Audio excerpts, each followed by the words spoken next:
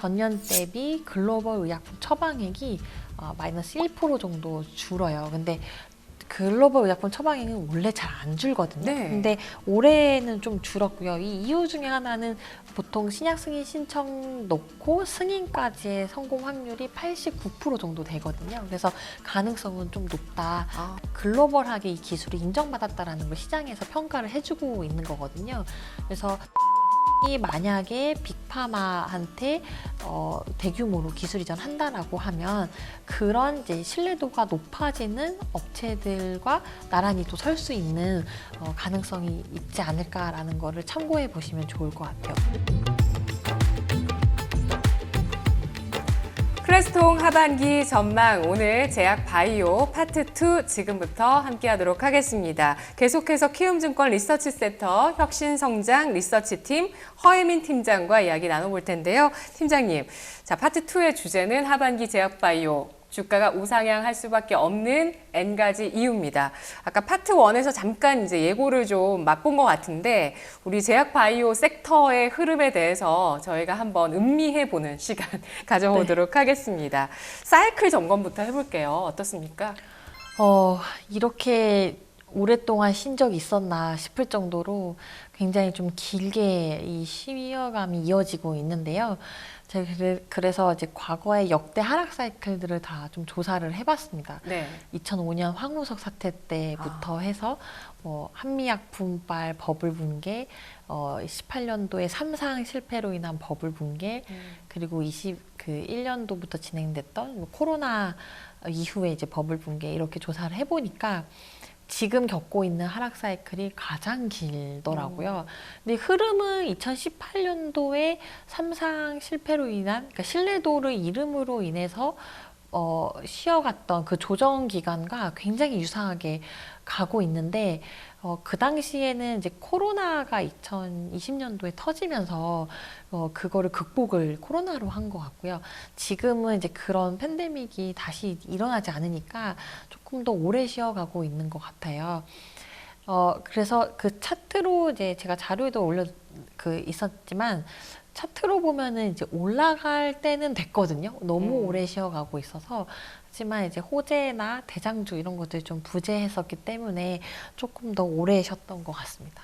네, 정말 그동안 버블이 많았네요. 제약바이오의 버블이 많았습니다. 2015년부터 그리고 가장 최근의 버블이었던 코로나 버블. 그 안에서 진짜 현금 많이 번 기업들도 있었지만 뭐 버블이었던 종목도 정말 많이 보였죠. 네, 뭐 신풍제약 이런 종목. 네, 그렇습니다. 네. 자, 하락 사이클 최악의 국면을 지났을지 판단을 해볼까요? 일단 전체 글로벌 의약품 처방액을 보면 2023년 올해 좀 전년 대비 글로벌 의약품 처방액이 마이너스 1% 정도 줄어요. 근데 글로벌 의약품 처방액은 원래 잘 안 줄거든요. 네. 근데 올해는 좀 줄었고요. 이 이유 중에 하나는 저희가 주식 시장에는 좀 일찍 반영이 됐지만 코로나 백신과 치료제가 이제 좀 수요가 줄면서 그게 좀 영향이 있었고요. 워낙 뭐 30조 이상, 40조 이상도 팔렸었기 때문에 이런 그 수요 감소로 인한 의약품 처방액이 올해까지 좀 감소로 이어진다라고 볼 수 있고 24년부터는 이제 처방액도 올라가고요. R&D 투자도 글로벌하게 R&D 투자를 보시면 21년부터 계속 감소를 했거든요. 올해까지. 그러니까 글로벌하게 처방액과 R&D 투자로 보면 올해가 저점이에요. 그래서 올해를 기점으로 24년, 25년에는 좀 회복이 되는 그렇게 좀 저희가 보고 있고요. 그거를 S&P 안에 헬스케어 기업들의 합산 EPS 그 이익 성장률을 보면 올해까지는 이제 전년 대비 마이너스 8%로 빠지는 걸로 확인이 되고 24년부터는 다시 8%, 그 후년에는 9% 성장이 나오거든요. 그러니까 저희가 미국 시장이 전체 섹터에서 차지하는 비중이 거의 50% 가까이 되기 때문에 이 미국을 좀 많이 보고 있는데요. 미국에서 있는 그 기업들도 올해를 저점으로 내년부터는 좀 회복이 되는 걸 보면 사실은 24년, 25년부터는 확실히 좀 회복 국면으로 들어설 거다라고 보고 있고 국내 같은 경우는 올해부터 벌써 제가 커버하는 기업들이 합산 영업이익을 보니까 올해도 회복을 하고 내년에는 실은 더 많이 회복할 것으로 예상을 하고 있습니다. 네. 그리고 그 대외 환경도 좀 중요한데요.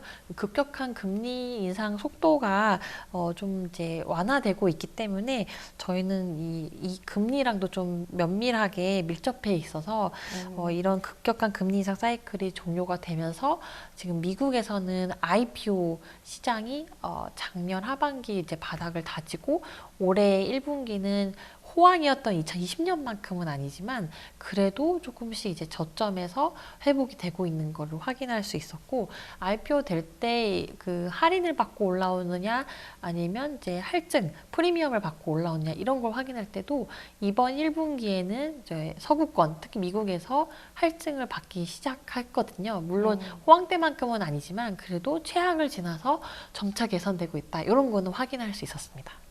네, 그렇습니다. 그래서 이번 제약바이오의 사이클 우리나라뿐만 아니라 미국 쪽까지 포함해서 전 세계적으로 봤을 때 현재 최악의 국면을 지나고 있다라고 볼 수가 있겠네요. 글로벌 처방의약품 시장 규모, 그리고 S&P 500 헬스케어 기업 합산 EPS 성장률, 그리고 국내 합산 이익 성장률 쭉 봤을 때 이제 그 하락 사이클을 딛고 반등하는 그런 시도가 올해부터 해서 내년 이런 식으로 이어질 것으로 예상이 되고 있는데요. 상반기 제약바이오 업종 부진했습니다. 특히 유가증권 시장 더 부진했고요.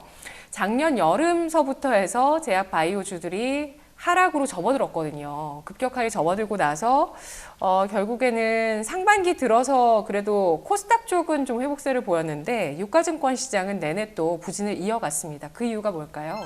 일단은 모멘텀과 호재가 좀 부재했었죠. 연초부터 해서 뭐 임상에 대한 긍정적인 데이터보다는 좀 실패 사례들도 덜어 나왔고요. 네. 그리고 주가의 상승을 일으킬 만한 모멘텀과 호재도 좀 부재했었던 게 주요 요인이 아닐까 싶고 수급도 그렇다 보니까 뭐 2차 전지나 AI 쪽으로 좀 분산이 됐었던 요인도 있는 것 같습니다. 대신 실적이 좀 잘 나오는 그리고 M&A에 대한 호재가 있었던 의료기기 쪽은 또 좋았다라고 볼 수 있습니다. 네. 그러면 제약 바이오 섹터의 상승 요소들을 좀 짚어보도록 하겠습니다. 기본적으로 제약 바이오 섹터에 이제 막 관심을 가지시는 주린이 분들이시라면 어떤 요소들을 점검해서 상승 하락을 예상할 수 있을지 알아볼까요? 저희 섹터의 대세 상승 때 보면 특징적인 것들이 있었는데요. 하나는 유동성, 그러니까 자본시장이 좀 도와줬던 환경이 영향을 미쳤고, 그리고 대장주가 또 발생을 했었습니다.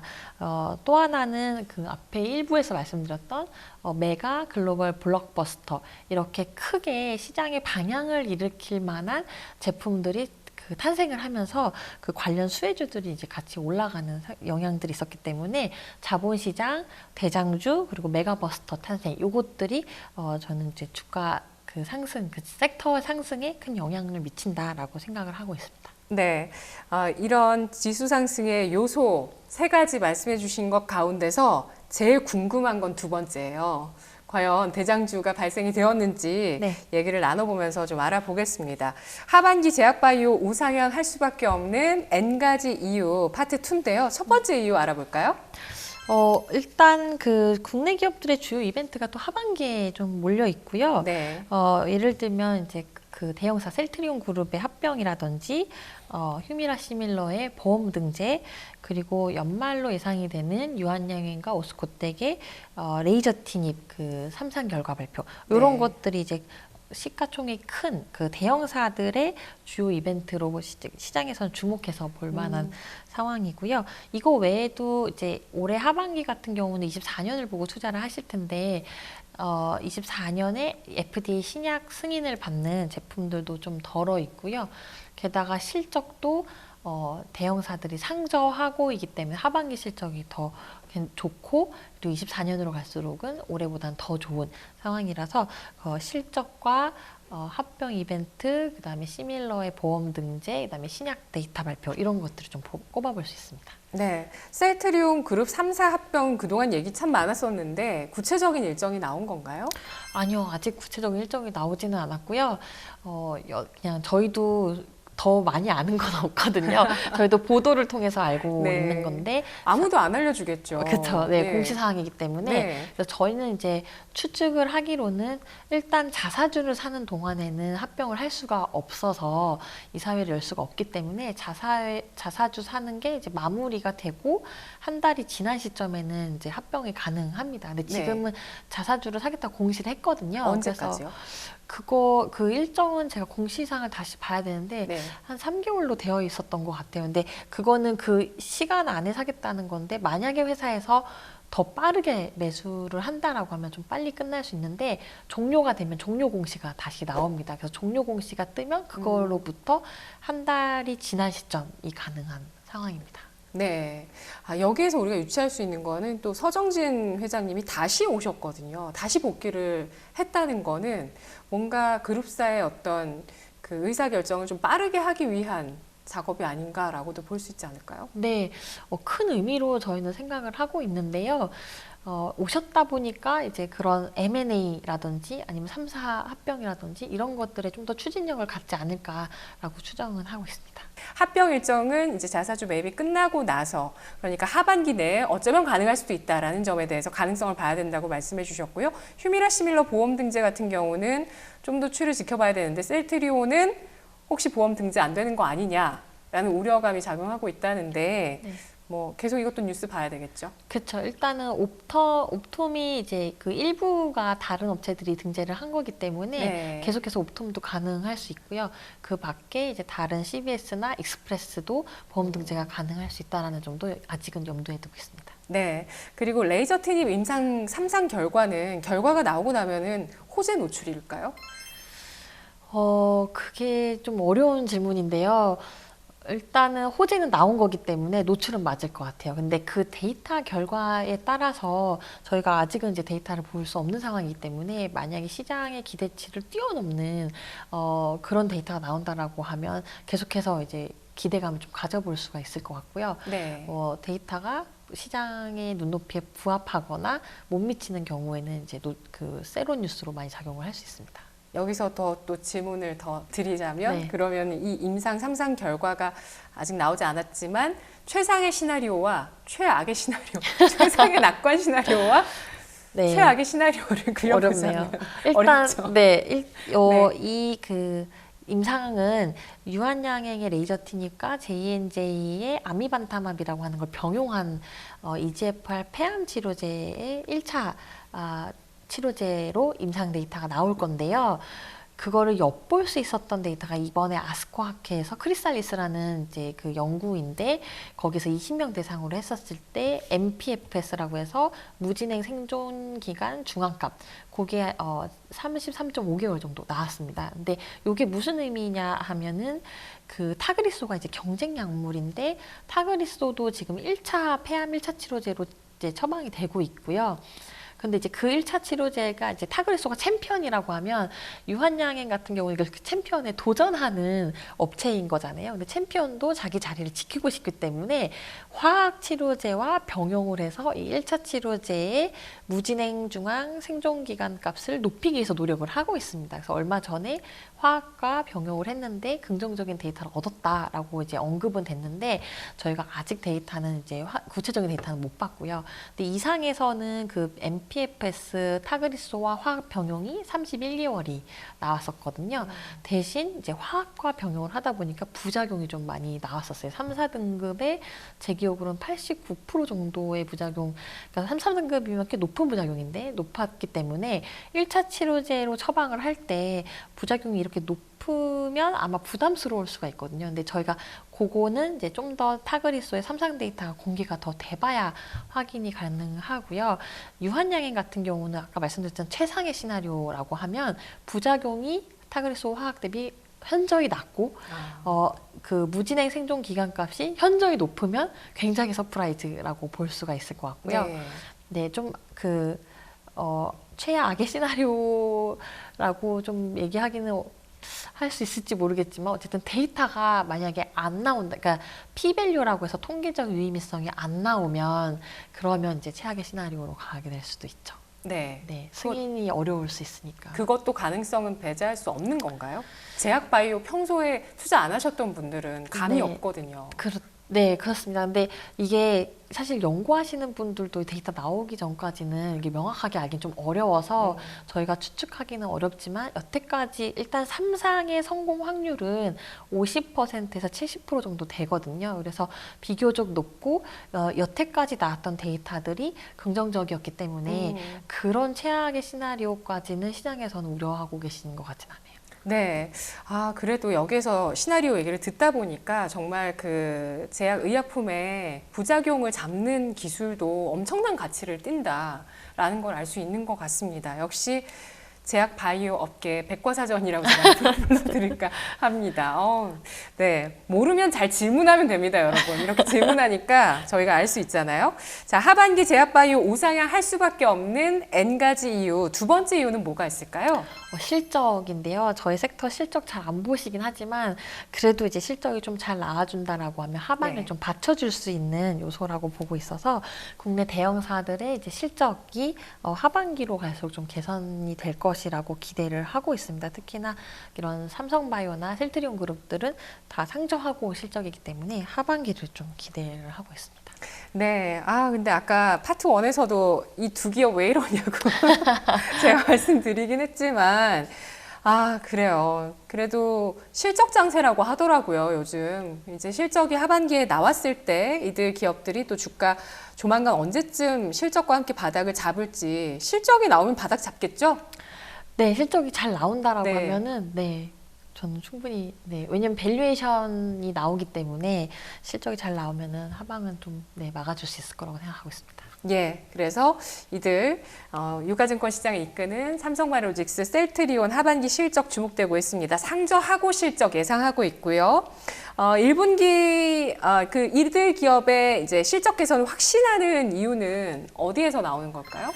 일단 신제품들과 그 삼성바이오와 셀트리온을 이제 놓고 얘기를 드리자면 네. 삼성바이오 같은 경우는 이제 공장이 돌아가면서 그 4공장이 이제 6월달 이후부터는 나머지 캐파 물량도 돌아가기 때문에 이제 공장이 돌아가면서 실적이 추가되는 거, 그리고 시밀러 측면에서는 휴미라가 지금 20조 정도 시장에서 한 10개 기업들이 이제 출시를 하는 거거든요. 그래서 7월부터 해서 다들 출시를 할 건데 삼성바이오 에피스도 그렇고 셀트리온도 그래서 신제품 출시로 인한 실적 개선을 좀 기대를 하고 있습니다.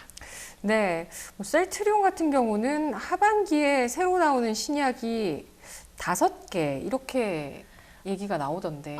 올해 하반기와 네. 내년 포함해서 그러니까 지역 출시까지 포함된 겁니다. 그러니까 램시마 SC는 이미 유럽에서 출시했지만 네. 올해 같은 경우는 10월 달에 미국 쪽에서 출시가 또 승인 받을 것으로 예상을 하고 있어서 그런 걸 다 포함하면 올해 내년 5개 정도 추가로 될 걸로 예상하고 있습니다. 네, 셀트리온 신약 출시로 인한 실적 개선 요인들 작용할 것으로 보고 있는데요. 마지막으로 하반기 제약바이오 우상향 할 수밖에 없는 N가지 이유.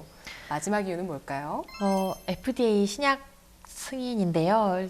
우리나라 업체들이 이제 미국으로 진출을 하는 것들이 점점 많아지고 있는데 네. 24년도에 이제 미국 쪽에 신약 승인 받으면서 출시되는 약품들이 좀 늘어나기 때문에 국내 신약 업체들에 대한 기대감도 24년으로 갈수록 좀 개선될 거라고 보고 있습니다. 네, 어떤 파이프라인이 있을까요? 그 파이프라인들은 보시면 일단 연말에 데이터 나오는 유한양행과 오스코텍의 레이저 티닙, 이게 이제 잘 3상이 마무리가 돼서 출시한다라면은 레이저 티닙이 있을 수 있고, 녹십자가 하고 있는 면역 글로불린 억제제 IVIG SN 요거 있을 수 있고요. 셀트리온과 이제 동화 ST의 바이오시밀러도 있을 수 있고, HLB의 리보세란이 있을 수 있습니다. 간암 치료제. 네, HLB도 주목하시더라고요. 네네. 신약 승인 신청 넣었기 때문에 이것도 뭐 알 수 없잖아요. 그렇죠. FDA에서 네. 승인을 내주면 이제 근데 3상 데이터가 잘 나왔기 때문에 그 중간에 큰 이슈가 없다라고 하면 무난하게 할 수 있지 않을까. 근데 이것도 보통 신약 승인 신청 넣고 승인까지의 성공 확률이 89% 정도 되거든요. 그래서 가능성은 좀 높다. 100% 보장할 수는 없지만. 네. 저 이것도 궁금했었는데 제약바이오주 투자하시는 분들 중에서 제약바이오는 안 돼. 투자하시는데 안 된대요. 안 돼. 이렇게 하시면서 하는 말씀이 미국 쪽에서 다른 특히 뭐 한국 등의 다른 나라들이 신약을 만드는 거 원치 않는다. 이런 얘기를 하시는 분도 계세요. 음모론 같은 얘기를. 음모론일까요? 음모론이지 않을까요? 확률을 들어보니까 음모론인데요. FDA 승인 신청하면 거의 80%가 승인이 난다고요? 네, 89%, 80% 89%? 후반인데요. 네. 이것도 이제 이슈는 왜냐면 이제 공장을 한번 다 실사를 FDA가 하고 내주기도 하고 3상을 성공을 했지만 이 3상에 대한 디자인과 이 타당성, 그 부작용 대비 효능의 타당성 이런 것들을 이제 확인을 해줘야 승인이 되는 거기 때문에 원치 않는다라고 해서 출시를 못하는 건 아니고요. 정말 탄탄한 데이터와 환자의 그 혜택이 되는 데이터가 나온다라고 하면 네. 안 내줄 이유는 없는 것 같아요. 네, 그렇습니다. 음모론입니다, 여러분. 이렇게 얘기하시는 분도 계셔서 저희 그 방송 진행하다 보면은 채팅창에 막 글 올라오잖아요. 그럴 때 또 본 기억이 나서 말씀드리고요. 상반기 제약 바이오주 투자 심리가 다소 얼어붙어 있었는데 그 가운데서 이제 하반기에는 투자 심리가 개선될 수 있을지 의견 알아볼게요. 하반기는 일단 실적도 상저하고 있기 때문에 실적 측면에서도 좀 개선이 되고 24년, 25년으로 갈수록 업황 개선에 대한 기대감도 좀 반영이 될 것 같고요.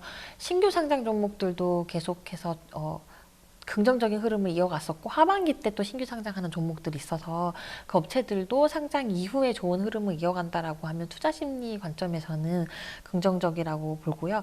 일단 무엇보다 그 바이오텍들의 호재가 좀 있어야 돼서 기업 자체의 호재가 하반기 때 좀 많이 발생을 해야 되는데 보통은 이제 하반기 때 좀 기술 이전 소식이 나오는 경우들이 있어요. 왜냐하면 다국적사 입장에서도 매년 마무리되기 전에 기술 이전을 맺어야 자기 성과로 또 이어지거든요. 그래서 뭐 4분기 들어서 보통 이제 그 기술 거래가 좀 활발해지는 그런 이제 영향도 있기 때문에 그때 기술 이전이 된다라고 하면 또 투자 심리 측면에서는 개선될 수 있을 것 같습니다. 네, 기술 이전 같은 것들은 그래도 그런 학회나 여러 가지 제약바이오 행사가 진행되고 나서 접촉이 있고 나서 그 이후에 뭐 후속 협상을 한다든지 그런 식으로 해서 진행되는 건가요? 그렇죠. 처음 이제 만날 때 뭐 학회에서 만난다든지 네. 아니면 컨퍼런스 통해서 만난다든지 아니면 다양하게 이제 메일을 주고받고 시작을 한다든지 이렇게 시작할 수가 있는데 보통 기술 그 미팅을 하고 나서 MT라고 해서 물질 이전 계약을 이제 맺고요. 그 전에는 이제 CDA라고 해서 이제 비밀로 이제 서로 오고 간 다음에 이걸 좀 더 발전시키고 싶다 그러면은 물질 이전 계약을 맺고 물질 이전 계약 맺고 나면 텀시스로 이 물질이 정말 좋으니 계약을 해보자라고 해서 이제 간단하게 뭐 그 마일스톤은 얼마, 러닝 로열티 얼마 이렇게 해서 이제 텀시시라는 게 오고 가고요. 그게 되고 나면 기술 이전으로 이어집니다. 네. 네, 그래서 투자하실 때는 이 회사가 지금 얘기하고 있는 단계가 어느 정도, 보통 그걸 이제 언론 보도를 통해서 홍보를 하시는 경우들도 있거든요. 그래서 그런 걸 통해서 확인하실 수 있을 것 같아요. 네, 기술 이전이 확정이 되고 나면 이후에 돈이 입금되는 상황들 같은 네. 경우는 어떤 과정을 거치는지. 일단 계약금은 이제 바로 들어오고요. 계약금 들어오고 나서 보통은 늘 다 그렇진 않은데 그 임상 단계마다 마일스톤이 들어와요. 그래서 네. 뭐 이 임상을 성공했을 때나 들어갈 때 이제 마일스톤을 일부 주고 약이 완전히 성공을 하면 또 얼마 들어오고요.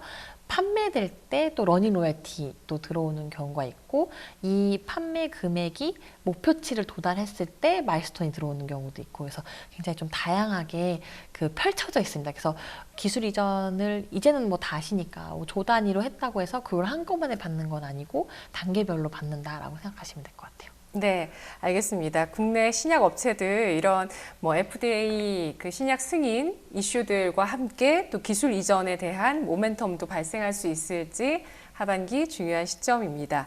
하반기 전망 리포트에서 팀장님이 그 하반기는 2024년을 기대하고 투자하는 시기다라고 언급을 해주셨는데요.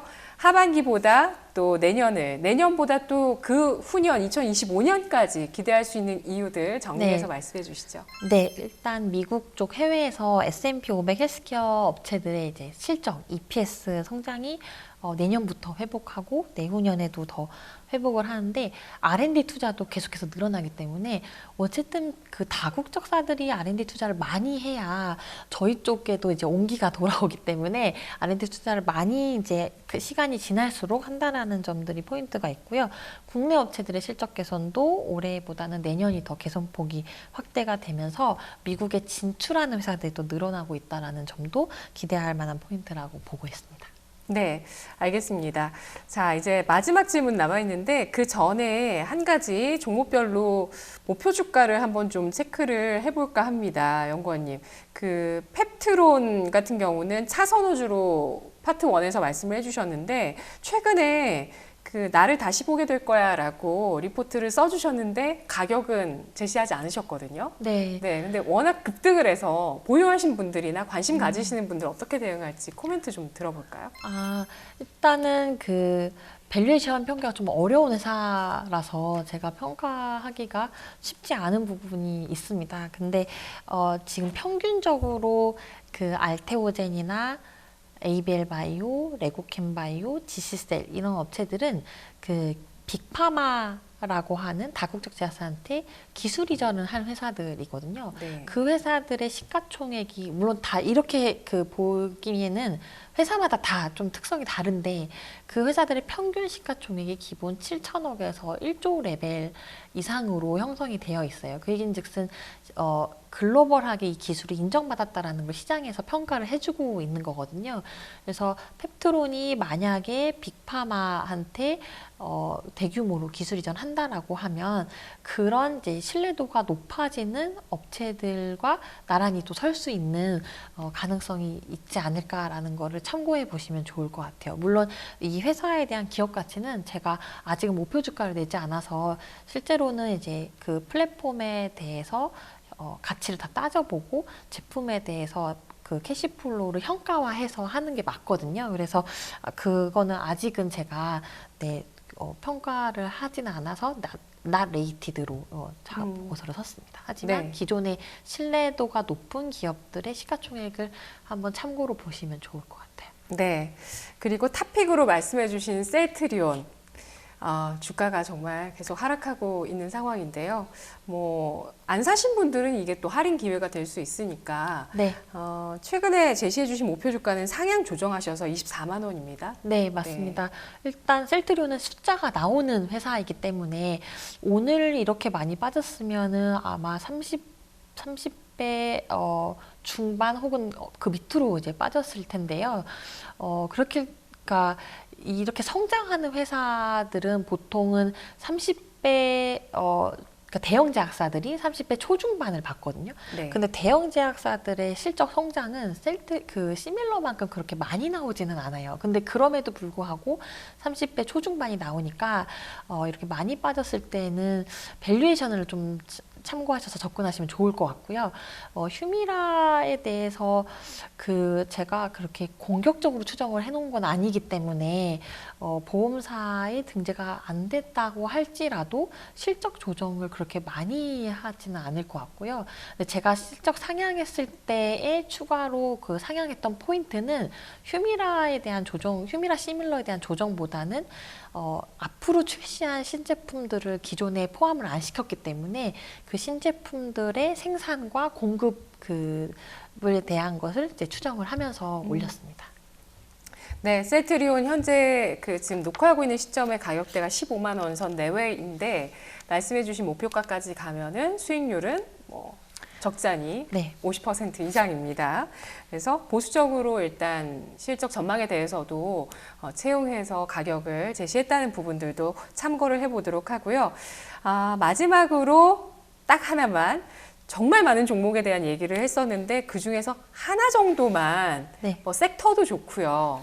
어떤 이슈도 좋고 종목도 좋으니까 딱 하나만 더 관심 있게 하반기에 보시라라고 마지막으로 이렇게 넣어 두시라고 말씀드릴 만한 내용이 있다면 뭘까요? 저는 일단 대세 트렌드는 꼭 그 마음에 염두해 두셨으면 좋을 것 같아요. 신약 대장주 얘기인가요? 네, 그 대세 트렌드가 아예 대장주. 글로벌 대세 트렌드인데요. 네. 지금은 이제 대사질환 비만이 막 시작하는, 그러니까 예전에 면역 항암제인 키트루다의 초기 모습을 보는 것 같거든요. 네. 그래서 이 비만 치료제 쪽 그리고 대사질환 쪽은 올해로 끝날 이슈는 아니라고 생각이 들어서 내년에도 계속 좀 이슈가 될 수가 있거든요. 그래서 대장 이슈는 한번 좀 짚고 염두에 두시는 게 좋을 것 같습니다. 네. 비만 치료제 관련주 가운데서는 주가가 힌트를 주고 있나요? 아니면 대형주 위주로 접근을 할까요? 그건 성향에 따라서 또 다르신데요. 좀 안정적인 게 좋다 하시는 분들은 이제 한미약품이 대사질환 쪽에서는 공장도 있고 신약도 개발하고 있기 때문에 숫자도 또 실적도 나오고요. 그래서 한미약품을 주로 접근을 하실 것 같고, 조금 더 그런 알파를 원하시는 분들은 숫자는 좀 아직 안 나오지만 미래 가능성이 있는 뭐 펩트론이라든지 이런 회사들을 좀 주목해서 보시지 않을까 싶습니다. 네, 알겠습니다. 제약바이오 전망과 전략 마무리 질문입니다. 상반기, 하반기, 내년까지 시기를 나눠서 점수를 매겨주신다면 몇 점이 될까요, 연구원님? 일단 상반기는 40점으로 평가를 하겠습니다. 호재가 네. 좀 부재했기 때문에. 네. 하반기는 상반기에 비해서 좀 개선되기 때문에 60점으로 평가를 하고요. 내년에는 이제 70점으로 조금씩 이제 개선되는 그런 점수로 평가를 하겠습니다. 네, 알겠습니다. 제약바이오 이렇게 조금씩 나아지고 있고요. 상반기보다 하반기의 점수가 좀 더 많이 올라가고 그리고 내년까지 해서 점수에 상승 가능성이 있다고 보고 있습니다. 모멘텀이 부재했던 상반기를 이제 지났기 때문에 하반기에 다가올 모멘텀들 그리고 대장 이슈라고 꼽고 있는 비만 치료제 위주로 해서 여러 가지 관련주들 잘 챙겨보시는 하반기 되셔야 되겠습니다. 제약바이오 투자의 안목을 높일 수 있는 시간이 되셨으면 좋겠습니다. 팀장님 오늘 분석 잘 들었습니다. 네, 감사합니다. 네, 하반기 클래스통 전망. 오늘 제약바이오 시간이었는데요. 어떠셨습니까? 투자의 안목을 키우는 시간 되셨는지 모르겠습니다. 제약바이오주 정말 꿈을 안고 달려가는 섹터인데 그동안 좀 많이 쉬어갔고요. 그 꿈을 담을 수 있는 하반기가 될 수 있을지 여러 가지 이야기들 나눠봤습니다. 그 가운데 꼭 잊지 마셔야 될 비만 치료제, 알츠하이머 치료제, 신약, 블록버스터 탄생할지 여부 여러분 잘 체크를 해보시면서 관련 뉴스 계속 따라가 보시는 거 좋을 것 같습니다. 하반기 클래스통 전망 계속 이어집니다. 고맙습니다.